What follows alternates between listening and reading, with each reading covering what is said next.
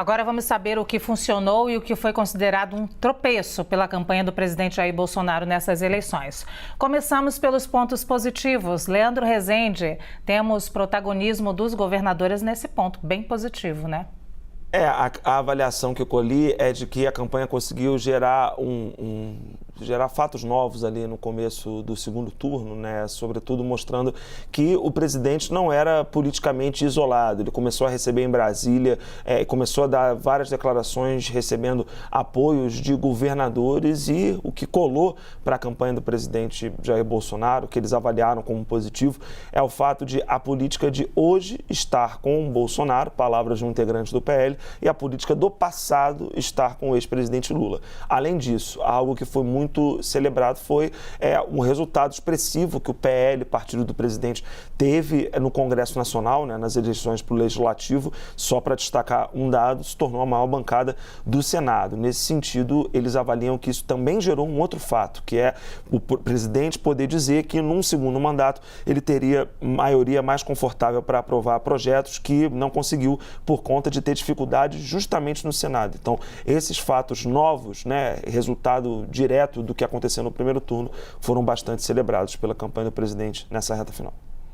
Gustavo Uribe, o discurso de combate à violência esteve entre os acertos, de acordo com a campanha do candidato à reeleição, né?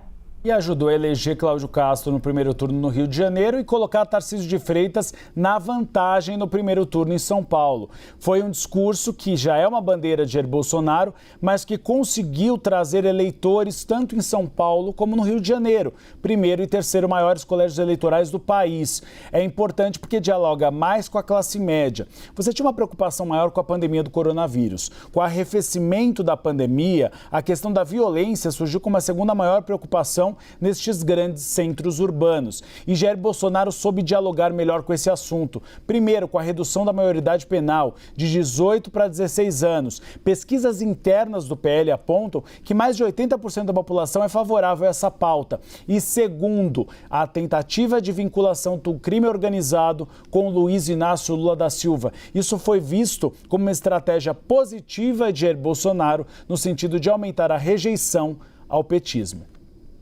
Bom, agora, Leandro Rezende, Jair Bolsonaro também teve que enfrentar as pedras no meio do caminho, obviamente. Falamos das dificuldades do ex-presidente Lula, agora falamos das dificuldades do presidente Jair Bolsonaro. Tivemos, por exemplo, só para citar um exemplo, o caso Roberto Jefferson.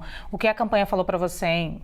Luciana, a avaliação de que o fogo amigo, né, prejudicou o presidente Jair Bolsonaro nessa última semana de campanha. Primeiro, aconteceu ali a fala que foi mal avaliada do Paulo Guedes, né, sobre a questão do salário mínimo. Depois, o Paulo Guedes voltou atrás, como o Uribe mais cedo aqui no Visão falou. Ele entrou de vez na campanha, passou a dar mais entrevistas para esclarecer aquilo, né, porque o PT começou a usar muito isso. O PL interpreta isso como uma narrativa do Partido dos Trabalhadores e da campanha do Lula. Mas mesmo assim sabe que isso produz algum tipo de estrago e tenta conter nessa reta final. Um problema que o PL não tinha, que a campanha do presidente Jair Bolsonaro não tinha. Essa questão do salário mínimo, da valorização do salário mínimo, que acabou sendo bastante usada pelo ex-presidente Lula. Mas o grande problema dessa reta final, sem dúvida, foi o Roberto Jefferson, né?